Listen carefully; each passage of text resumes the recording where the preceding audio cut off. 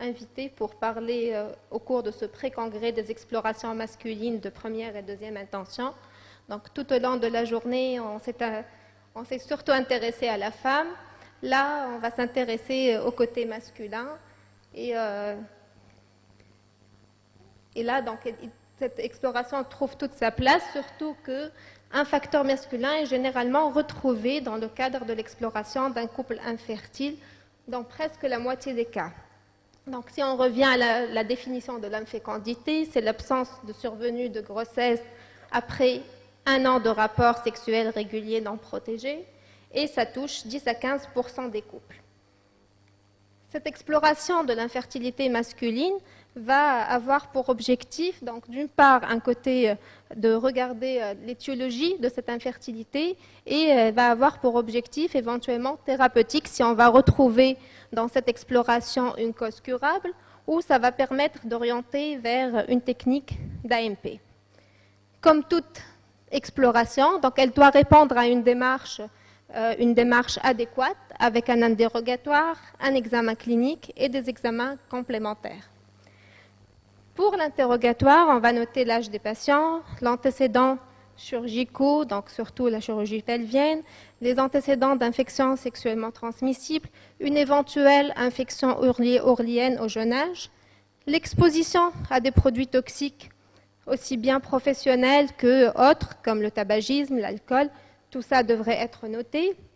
Et puis la prise de certains médicaments qui peuvent être gonadotoxiques, comme la chimiothérapie, comme des antidépresseurs, des traitements hormonaux. Donc tout ça doit être noté. Cet interrogatoire donc, doit être suivi d'un examen clinique bien fait. On va noter le morphotype du patient, la pilosité, la densité de cette pilosité, une éventuelle gynécomastie, l'examen des organes génitaux externes avec la palpation des testicules pour voir la taille des testicules, la palpation des épididymes, des canaux déférents, et ça, vous allez le voir en détail avec mon collègue Dr Chalby. La taille de la verge, la position du poméa urétral, ainsi que le toucher rectal. Déjà, au terme de cet interrogatoire et cet examen clinique, on peut avoir une orientation étiologique. Mais là, ça ne va pas nous empêcher d'évaluer la spermatogenèse par l'examen de première intention, qui est le spermogramme. Le spermogramme, c'est un examen simple qui peut facilement être renouvelé. Donc, il ne permet certes pas d'affirmer la fertilité masculine, mais il peut expliquer l'absence de survenue d'une grossesse naturelle ou le retard à son obtention, et permet également d'orienter vers d'autres examens cliniques, vers d'autres examens complémentaires. La pratique d'un spermogramme est bien standardisée. Donc, l'OMS a émis des manuels dans lesquels elle recommande des lignes directrices aussi bien pour la réalisation que l'interprétation de ce spermogramme. Donc, ce qu'il faut savoir, c'est que les valeurs seuil émises ne sont pas des valeurs normaux et donc les valeurs inférieures ne signifient pas systématiquement et automatiquement une stérilité de l'homme. Il faut savoir également qu'il existe des fluctuations du sperme qui peuvent être pathologiques. Un épisode grippal peut retentir sur leur cycle de spermatogenèse en question. Il peut y avoir des fluctuations physiologiques. Par exemple, si le temps nécessaire pour la masturbation est très lent, il peut y avoir une sécrétion plus importante et une sous-estimation de la concentration et de la numération des spermatozoïdes. Donc, une interprétation basée sur une seule mesure est difficile. Pour la réalisation du spermogramme, donc le recueil de sperme, idéalement, il doit se faire au laboratoire, sauf donc dans des cas extrêmes où le prélèvement est impossible. On peut se permettre de faire le prélèvement à domicile à condition qu'il soit acheminé rapidement dans la demi-heure qui suit et dans des conditions optimales de température. Après un délai d'abstinence de 3 à 5 jours, les mesures d'hygiène pour le prélèvement doivent être respectées et le prélèvement se fait par masturbation dans un réceptacle à large ouverture. L'étiquetage, bien entendu, doit se faire préalablement et puis il faut ne pas négliger l'étape d'interrogatoire du patient juste après le prélèvement pour s'enquérir d'idées sur le déroulement de ce prélèvement. Le spermogramme se fait généralement en 2 temps. Le premier temps, c'est un examen macroscopique au cours duquel on va mesurer le temps de liquéfaction qui est normalement de moins de 30 minutes. Le sperme, lorsqu'il est éjaculé, donc il coagule et il lui faut au minimum 30 minutes pour qu'il soit liquéfié et pour qu'on puisse l'analyser. On va noter l'aspect qui normalement est opalescent avec une odeur âcre ou chlorée et déjà le prélèvement peut nous orienter parfois sur l'aspect, rien que sur l'aspect macroscopique, une couleur qui est pâle peut orienter vers une oligospermie sévère. Une hémospermie donc, peut être déjà notée dès l'aspect macroscopique. On va également noter la viscosité du sperme. Le sperme, normalement, au bout de 30 minutes, il doit couler goutte à goutte.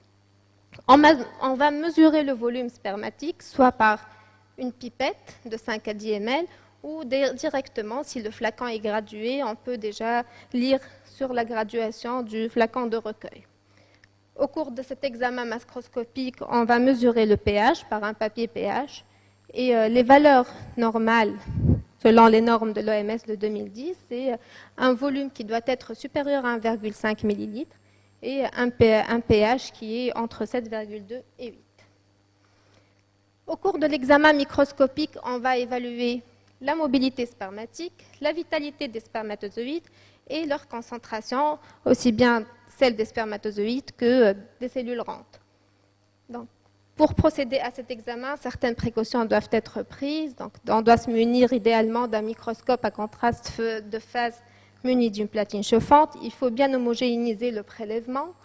Au faible grossissement, on va juger de l'homogénéité de ce prélèvement, estimer une concentration pour la diluer pour après pouvoir calculer la concentration.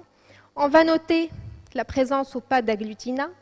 Il s'agit donc, quand on parle d'agglutinat, ce sont des spermatozoïdes mobiles, agglutinés les uns aux autres à des spermatozoïdes également mobiles, ou encore la présence d'agglomérats qui est un assemblement de spermatozoïdes autour de cellules qui sont mortes.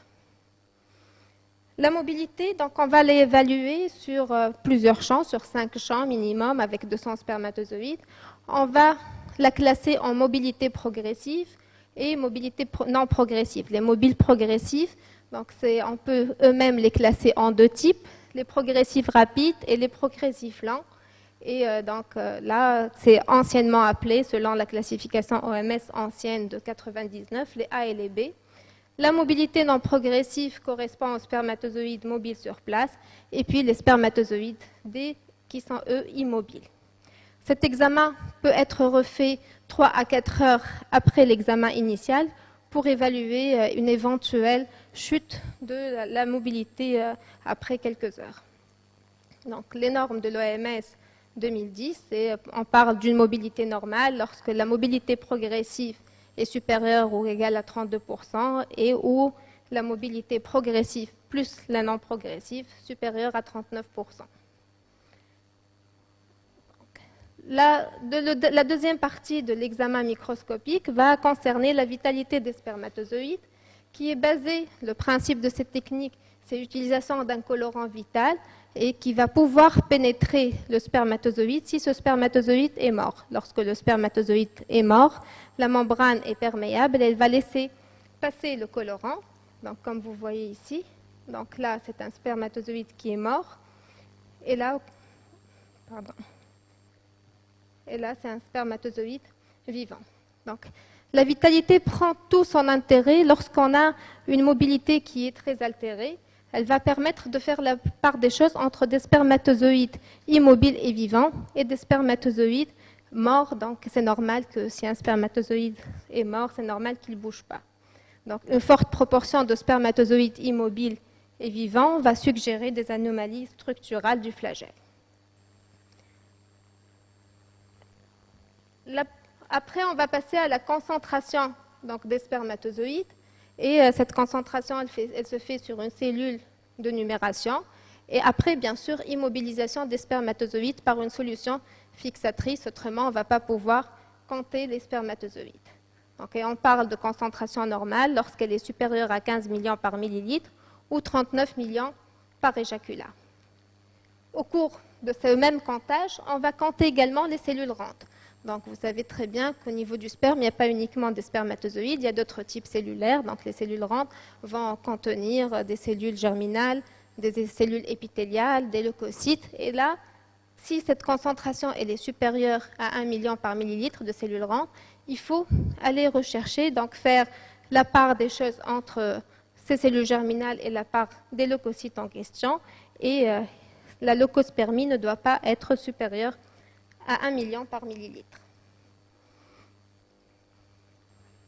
Donc, parmi les paramètres spermatiques à étudier lors de la réalisation d'un spermogramme, on va tenir compte également de la morphologie de spermatozoïdes qui se fait sur un spermocytogramme qui va étudier sur un frottis coloré la morphologie des spermatozoïdes. Donc, on va classer entre 100 et 200 spermatozoïdes et toutes les anomalies doivent être notées. Plusieurs classifications existent, comme la classification de David, la classification stricte de Kruger, et la classification de l'OMS 2010, c'est la classification stricte qui se rapproche plus de la classification de Kruger et qui classe les spermatozoïdes en spermatozoïdes typiques ou atypiques. Et on parle de pourcentage de spermatozoïdes typiques normal lorsque ce pourcentage est supérieur à 4%. 4 types d'anomalies sont à rapporter. Les anomalies de la tête, que vous voyez ici. Les anomalies de la pièce intermédiaire et les anomalies du flagelle. Le reste cytoplasmique est considéré comme une anomalie lorsque le volume du reste est supérieur au tiers de la tête. Au cours de cet examen, on va également calculer l'index de tératozoospermie qui correspond au nombre total des anomalies par nombre de spermatozoïdes atypiques. Donc, un même spermatozoïde peut avoir plusieurs anomalies. Et là, c'est cet index qui va permettre de le calculer. Et il va avoir plutôt, cet index-là, une valeur pronostique. Donc, plus il est élevé, moins bon est le pronostic. Et il trouve son intérêt surtout dans les cas limites où on hésite entre les techniques d'AMP. Donc, quand on a des formes typiques à 3% avec un index de tératozoospermie élevé, on va plutôt aller vers une ICSI plutôt que vers une FIV. Donc là, ce sont des valeurs de référence qu'on vient de citer avec leur intervalle de confiance de 95%. Donc, ce spermogramme, donc là, on a passé en revue la manière de faire et les différentes normes de l'OMS. Mais ce spermogramme-là peut présenter des anomalies. Et ces anomalies-là, comme on l'a dit dès le départ, peuvent nous orienter vers des examens de deuxième intention. Donc, il peut s'agir d'anomalies de volume. Le volume de sperme, on peut être face à une aspermie, c'est-à-dire absence d'éjaculat. Et là encore, il faut distinguer si cette aspermie est due à un problème d'éjaculation, d'une anéjaculation, donc là, il ne va pas y avoir de sensation orgasmique, ou s'il s'agit d'une éjaculation rétrograde totale lorsque la sensation orgasmique est là. Et dans ces cas-là, on va demander de deuxième intention une recherche de spermatozoïdes dans les urines en expliquant aux patients les précautions à prendre avec une bonne alcalinisation des urines 2 à 3 jours avant le prélèvement. Cette indication-là à la recherche de spermatozoïdes dans les urines est surtout donc indiquée si on a un contexte clinique évocateur comme une neuropathie dégénérative, un diabète à long terme, donc si dans les antécédents on a ça, qu'on est face à une aspermie avec une sensation organique, donc là on va demander une éjaculation rétrograde, une recherche de spermatozoïdes dans les urines. Le volume peut être réduit. Et là, on parle d'hypospermie lorsque le volume est inférieur à 1,5 ml. Les questions qu'on peut se poser, c'est un problème de recueil. Il peut y avoir une perte d'une fraction de l'éjaculat, d'où l'importance de l'interrogatoire après le prélèvement pour avoir une idée sur le déroulement du prélèvement. Il peut s'agir d'un délai d'abstinence trop court. Et là, on va recontrôler. Il peut s'agir d'une éjaculation rétrograde partielle, contrairement à l'éjaculation rétrograde totale. Donc là, c'est à une étape préalable, à un stade moins avancé. On peut, surtout si le contexte clinique est également évocateur, donc on va demander une recherche de spermatozoïdes dans les urines. Il peut s'agir d'une infection, des glandes annexes. Et là, on va compléter par une spermoculture. Et puis, il peut s'agir d'une agénésie unilatérale ou bilatérale, partielle ou totale des canaux déférents. Et là, on va compléter par la biochimie séminale. Tous ces examens de deuxième intention, on va les détailler plus tard. Une échographie de l'appareil urogénital et puis une recherche de mutation du gène CFTR. Au cours donc, de l'examen spermatique, on peut être face à des anomalies du pH, soit il est acide ou basique. Et le pH, normalement, il indique un équilibre entre les sécrétions acides prostatiques et les sécrétions alcalines des vésicules séminales. Donc, un pH acide va orienter plutôt vers un dysfonctionnement des vésicules séminales et un pH basique plutôt vers une insuffisance prostatique ou une infection. La présence d'agglutinats, comme on les a décrits, donc déjà on les voit au faible grossissement, à l'examen initial, et il s'agit de spermatozoïdes mobiles agglutinés les uns aux autres, donc vont orienter vers une origine immunologique. Et là, on va demander une recherche des anticorps antispermatozoïdes. Donc, le principe de cette technique, c'est de mélanger des billes de latex couplées à des immunoglobulines humaines IgG et IgA avec du sperme. Et s'il y a une agglutination, donc c'est qu'il y a présence d'anticorps qui peuvent être fixés sur le spermatozoïde à différents niveaux, soit au niveau de la tête, au niveau de la pièce intermédiaire ou au niveau du flagelle. Et là encore, le pronostic va être différent selon le pourcentage des spermatozoïdes fixés et selon le siège de cette fixation. Une fixation au niveau de la tête va altérer la fusion gamétique ultérieurement et donc on aura plus tendance à aller vers l'ICSI. Donc, pardon.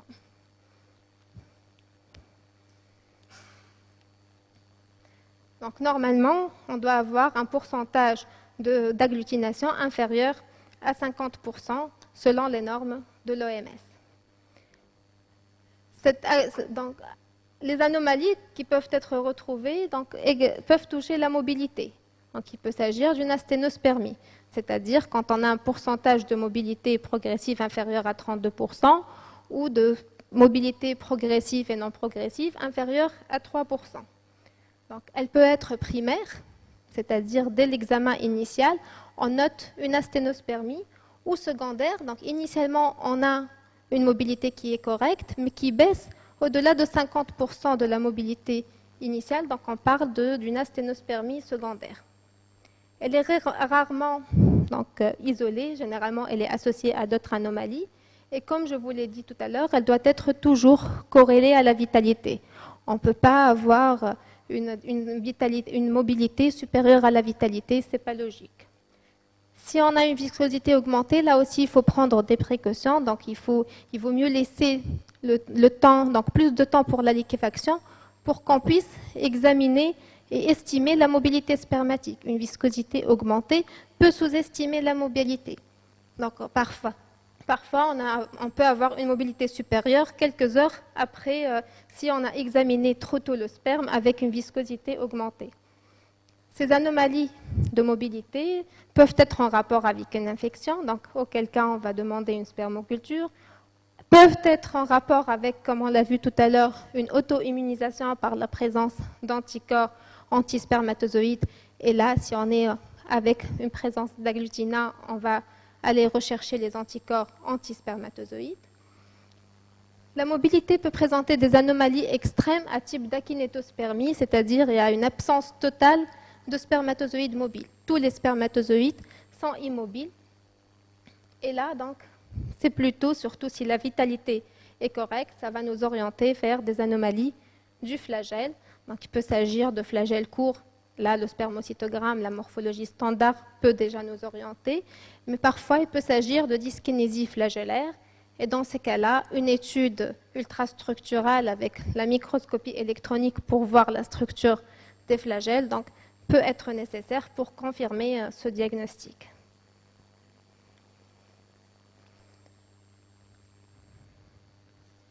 Donc, les anomalies de vitalité, la nécrospermie, donc, on parle de nécrospermie lorsqu'on a moins de 58% de spermatozoïdes vivants.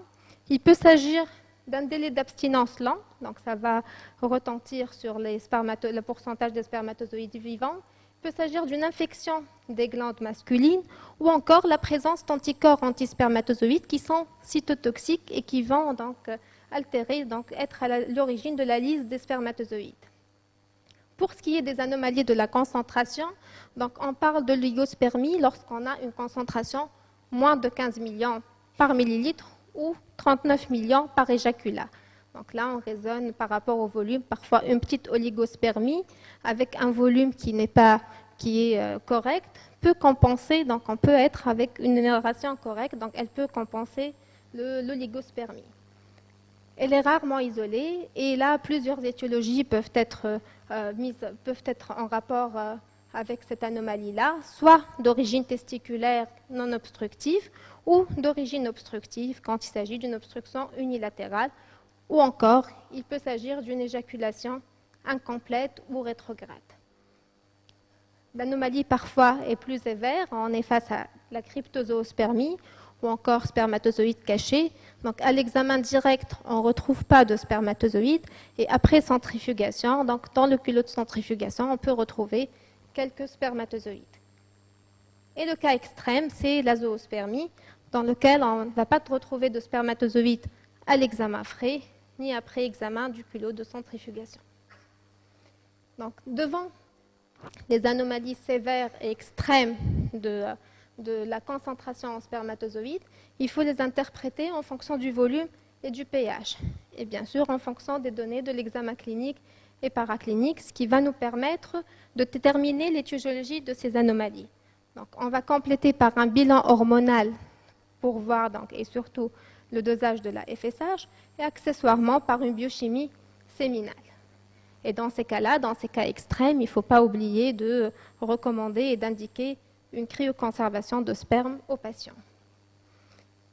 Dans le cas d'une azoospermie obstructive, donc la spermatogénèse elle est normale, mais il y a un obstacle qui est bilatéral. Généralement, le taux de FSH il est normal, et dans cette catégorie-là, la biochimie séminale trouve sa place pour permettre d'une part de différencier entre azoospermie obstructive et non obstructive, et d'autre part de localiser l'obstruction sur le trajet éjaculatoire. En effet, les glandes annexes de l'appareil génital, donc en chacun des marqueurs biochimiques spécifiques, dont la baisse va permettre de nous orienter vers le siège de l'obstruction. Un cas particulier de la zoospermie obstructive d'origine génétique, il s'agit de la génésie bilatérale des canaux déférents. Dans ce cas-là, la clinique, l'examen clinique peut déjà nous orienter, l'exploration radiologique également. Mais sur les données du spermogramme, on a une azoospermie, un volume qui est faible et le pH qui est acide. C'est une malformation qui est pratiquement constante dans le cas de mucoviscidose et ça va nous inciter à rechercher la mutation du gène CFTR. Si elle s'avère positive, donc ça a plutôt un impact de pronostic, il faut faire le dépistage chez la partenaire puisque c'est une maladie autosomique récessive afin de pouvoir donc conseiller, donner un conseil génétique aux couples qui consultent pour infertilité. Pour les azoospermies non obstructives, là, la spermatogénèse est altérée. Le taux de FSH, il est soit élevé, soit effondré lorsqu'il s'agit d'un hypogonadisme hypogonadotrope. Et là, on va être amené à faire une exploration génétique par un karyotype et par une recherche de microdélétion du chromosome Y.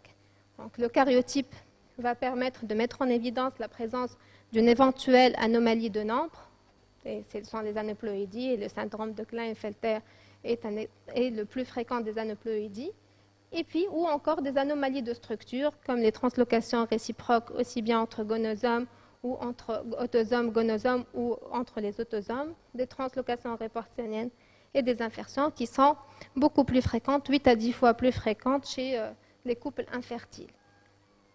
Donc, s'il y a une anomalie de structure au niveau du karyotype, là, on va compléter par l'hybridation in situ sur des spermatozoïdes, qui consiste à étudier la composition chromosomique des spermatozoïdes par des sondes fluorescentes, et elle trouve sa place dans les anomalies du karyotype constitutionnel, comme le Klinefelter, comme les anomalies équilibrées, mais encore, elle trouve sa place dans les anomalies du spermocytogramme, comme dans la microcéphalie, qui présente des anomalies de ploïdie.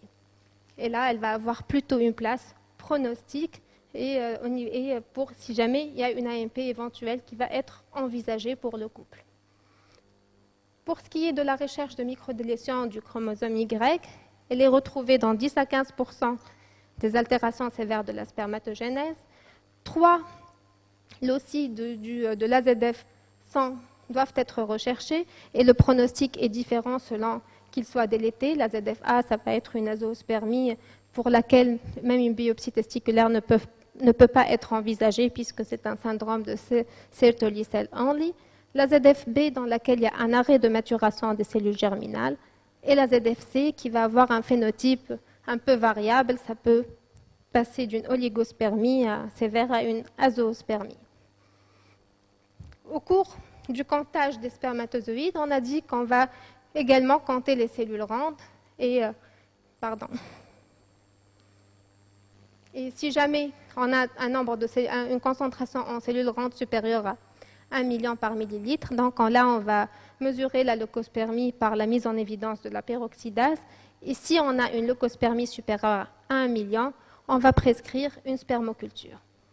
La spermoculture trouve sa place dans l'exploration de l'homme infertile, surtout lorsqu'il a des antécédents d'infection urogénitale, lorsqu'on est en présence d'anomalies du spermogramme, une viscosité augmentée, une asténospermie, une nécrospermie, une leucospermie ou une tératospermie. Donc, il y a, lors de la réalisation de la spermoculture, des contaminations fréquentes. Donc, l'étape pré-analytique, elle conditionne les résultats. Il faut que les conditions de prélèvement soient optimales pour pouvoir bien interpréter le résultat. Donc, les résultats, ce qu'il faut savoir, c'est qu'il y a des germes qui sont pathogènes, comme le chlamydia trachomatis et le gonorrhée. Pour le Z, l'interprétation va dépendre en fonction donc, du seuil, de la présence du germe et de son seuil. Si on est en présence de 3 bactéries ou plus, là, le prélèvement est probablement contaminé et il faut qu'il soit refait. Donc, lors de le spermocytogramme aussi, on peut montrer des anomalies et on parle de tératospermie lorsqu'on a moins de 4% de forme typique. Cette tératospermie peut être polymorphe, c'est-à-dire qu'il y a plusieurs anomalies sont présentes. Certaines peuvent orienter, comme on l'a vu tout à l'heure, le fait qu'on ait un nombre élevé de flagelles enroulés peuvent orienter vers une infection. Elle peut être monomorphe, et là, le pronostic il est moins bon. C'est-à-dire, on va retrouver l'anomalie au niveau de 90% des spermatozoïdes. Et ça rentre dans le cadre syndromique. On peut parler de syndrome de globozoospermie, de macrocéphalie, de syndrome de flagelle court. Donc là, le pronostic, il est plus sombre. Pour ce qui est de la globozoospermie, elle touche moins de 0,1% des hommes infertiles. Et là, c'est un spermatozoïde à tête ronde, sans acrosome, qu'on voit déjà en microscopie optique au spermocytogramme et en microscopie électronique. Et là, le marquage de l'acrosome, donc là, ce sont des spermatozoïdes normaux, et là, ce sont des spermatozoïdes globozoospermes. Donc là, il y a des formes totales, des formes partielles, et plusieurs types existent. Parfois, on peut retrouver une petite ébauche d'acrosome, et dans certaines situations, il n'y a pas du tout d'acrosome. Là, ce sont des spermatozoïdes, du moment qu'il n'y a pas d'acrosome, qui sont non fécondants. Et même quand on va avoir recours aux techniques d'ICSI, les taux de fécondation restent bas et on a souvent besoin d'avoir recours à l'activation ovocytaire assistée. Donc, il faut rechercher une mutation. Donc, généralement, cette anomalie est en rapport avec une mutation du gène DPY19L2. Pour la macrocéphalie, donc là, c'est un spermatozoïde normal. C'est une tête, elle touche également moins de 0,1% des hommes infertiles. La tête, elle est augmentée de taille. Généralement, elle est associée à plusieurs flagelles. Et généralement, donc, il y a un problème de tétraploïdies, donc des aneuploïdies importantes au niveau de ces spermatozoïdes-là. Et on va compléter par la recherche de mutation du gène aura kinase C, qui, si elle est présente, va contre-indiquer la réalisation de l'ICSI dans ces cas-là. Donc, des anomalies, donc, dans le cadre des explorations de deuxième intention, parfois les anomalies spermatiques sont minimes ou modérées. On peut avoir recours au test migration-survie qui va permettre de calculer le nombre de spermatozoïdes mobiles et de morphologie typique récupérables sur gradient de densité et de déterminer la survie à 24 heures. C'est une technique, elle permet donc de déterminer la technique d'AMP à envisager. Parfois, on a des spermogrammes qui ne présentent aucune anomalie, donc parce que les anomalies ne peuvent pas être mises en évidence par les techniques standards. Et dans ce cas-là, on peut avoir recours à des explorations plus poussées. On va aller creuser plus loin chez ce couple qui consulte pour une infertilité. Il peut s'agir d'une exploration morphologique, donc comme l'UMSOM, Motile Sperm Organelle Morphological Examination, qui permet une analyse beaucoup plus fine de la morphologie des spermatozoïdes, donc qui permet de mettre en évidence des anomalies non vues, donc à un fort grossissement, non vues avec les grossissements habituels. L'exploration cinétique, donc l'exploration cinétique du spermatozoïde, donc là on peut avoir un spermogramme normal et il n'y a pas de fécondation, donc on va avoir recours au test postcoïtal qui va, dans certaines situations, être suivi d'un test de pénétration croisée. Donc là, l'objectif de ce test, c'est de voir l'aptitude du sperme à traverser le vagin et arriver jusqu'au niveau des voies génitales féminines. Il doit être programmé en période périovulatoire et 6 à 12 heures après un rapport sexuel. Donc s'il est positif, c'est bon. S'il est négatif ou s'il est... ici, on est dans une situation intermédiaire. Là, on va avoir recours à un test de pénétration croisée pour déterminer la part de responsabilité entre l'homme et la femme ou une responsabilité mixte. Donc, on va mettre en contact le sperme du patient avec soit une glaire témoin, un sperme témoin avec la glaire d'une patiente. L'analyse sur le plan cinétique, il y a aussi l'analyse automatique du mouvement par le système CASA.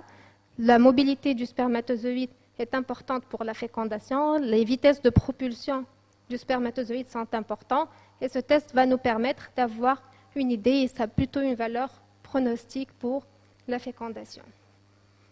D'autres tests fonctionnels peuvent être utilisés, mais ils ne sont pas de pratique courante, comme les anomalies de reconnaissance de l'attachement et de la fixation à la zone pellucide, c'est le Hemizona EC, et les anomalies de fusion gamétique et de l'activité ovocytaire sur un ovocyte de hamster dépellucidé. À côté des anomalies morphologiques et cinétiques, on peut trouver des anomalies nucléaires qui ne sont pas mises en évidence par les paramètres spermatiques standards, comme la condensation de la chromatine spermatique et la fragmentation de l'ADN. Donc là, pour ce qui est de la chromatine, la condensation chromatinienne, on peut avoir recours au bleu d'aniline. Pour la fragmentation de l'ADN, on va avoir donc recours à différentes techniques, comme le tunnel, qui va quantifier l'incorporation des nucléotides marqués aux extrémités des fragments d'ADN cassés grâce à un terminal désoxyribonucléotide transférase. Le sperm chromatin structure EC également, où on peut avoir également recours à l'électrophorèse et marquage de fluorescence. La fragmentation de l'ADN trouve surtout sa place dans les échecs d'AMP, dans les infertilités inexpliquées, dans les fausses couches à répétition. Donc c'est un examen. Si on n'a rien au niveau du spermogramme, on va aller rechercher cette anomalie-là. Donc, en conclusion, le facteur masculin, il est incriminé dans presque 50% des cas d'infertilité. Le spermogramme est certes l'examen de première intention. Il ne permet pas de garantir la fertilité, mais quand il est normal, et un spermogramme anormal n'exclut pas non plus la fertilité. Il permet d'orienter vers des explorations de deuxième intention, comme on l'a vu tout à l'heure, et ceci en vue d'une prise en charge pluridisciplinaire entre biologistes, gynécologues, andrologues, etc. Je vous remercie pour votre attention. Merci beaucoup, Khadija, pour cette belle mise au point. Comme on est très en retard, Oui. je vais